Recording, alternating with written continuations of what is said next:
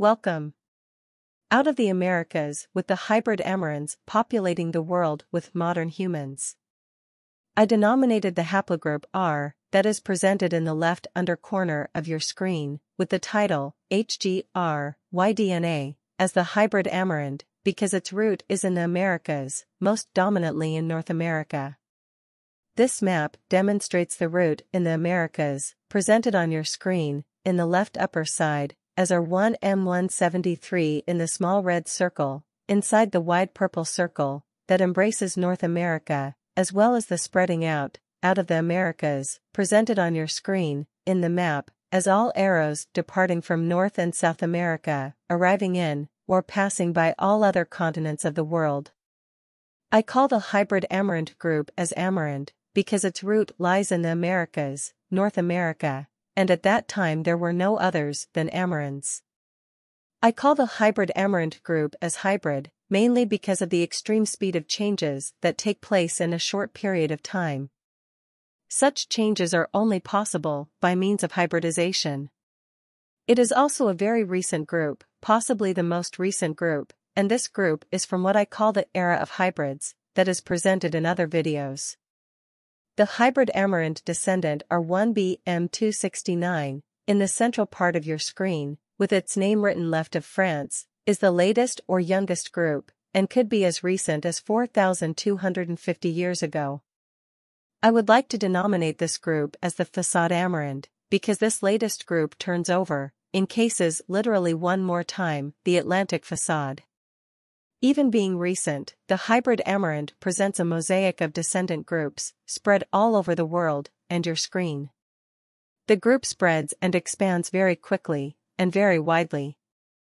There must have been some kind of military strategy and motive behind such an atypical expansion. Probably most, if not all members of the turning over group must have been males. Possibly to some extent certain so-called female groups, or mitochondrial haplogroups, could have been the counterpart of the so-called male hybrid amarants in some places, but this does not seem consistent, and consequently improbable, to cover the whole expansion of the hybrid amarants in Western Europe, Western Eurasia, and beyond. While the hybrid root of the hybrid amarants was still in the Americas, possibly the so-called female groups A and X were their counterparts, and gave birth to their hybrid children. Possibly and probably the so-called female group C was hybridized to form more suitable partners for the hybrid males, or from their standpoint more suitable mothers for the forthcoming hybrid children.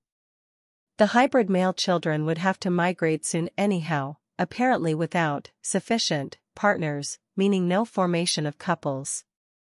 The females, when still in the root location, or the Americas, could have been the so-called female groups A, X and D and B, presented on your screen, in the right upper corner, in North America.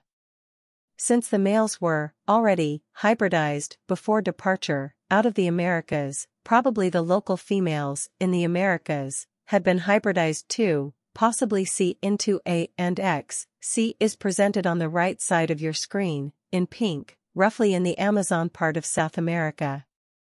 On arrival in Western Europe and Western Eurasia, the already present females most probably already were of the so-called female groups H, V, etc. In certain cases, it is possible that the so-called female groups X, C, D, B, A, M, etc., that could be called female amarants to be able to make the difference, with some presented on your screen in the dominant female haplogroup map, migrated together with the so-called male hybrid amarants, presented on your screen, in the wide purple circle embracing North America. Since possibly all of the so-called female groups, except perhaps C and D, are hybrids too, they all could be called the female hybrid amarants. So it is quite probable that the hybrid amarants immediately killed or casted away all males, even boys, but certainly not all females, and that in most cases the present females had no other choice than to engage, and to give birth to the children of the arriving and turning over hybrid amarants. As long as new hybrids kept arriving, with each new generation the DNA of all offspring, and the group would become more similar to that of the hybrid amarants. Resuming, all before male DNA would be wiped out in one go, while the before female DNA would or could be wiped out in a more gradual manner, even in the cases that no female hybrid amarants would migrate together with the male hybrid amarants. For shore-capable boats, navigation, domesticated animals, like horses, and logistics had been intensively used during such turnovers. I think it could be easily called an operation, because never after, and probably never before, a turnover of this extension, especially in such a short period of time, took or would ever take place. I claim that this turnover is closely related to the Younger Dryas event, with its Younger Dryas boundary, and extinctions, and probably with the Late Bronze Age event, that is called the Late Bronze Age collapse. All this is explained in other videos and ebooks. As said, I denominated this Y-DNA haplogroup R as the hybrid amarants. Still today, the group of the hybrid amarants is found massively in North America.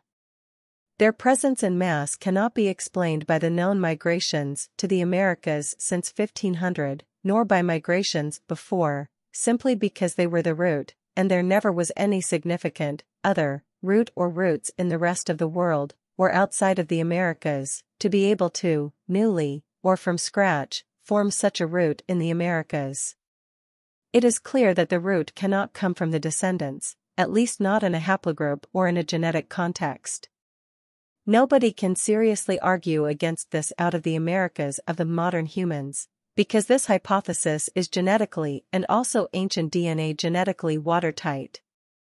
All claims made in this video were already presented or proven before in existing videos and ebooks. Thanks for watching.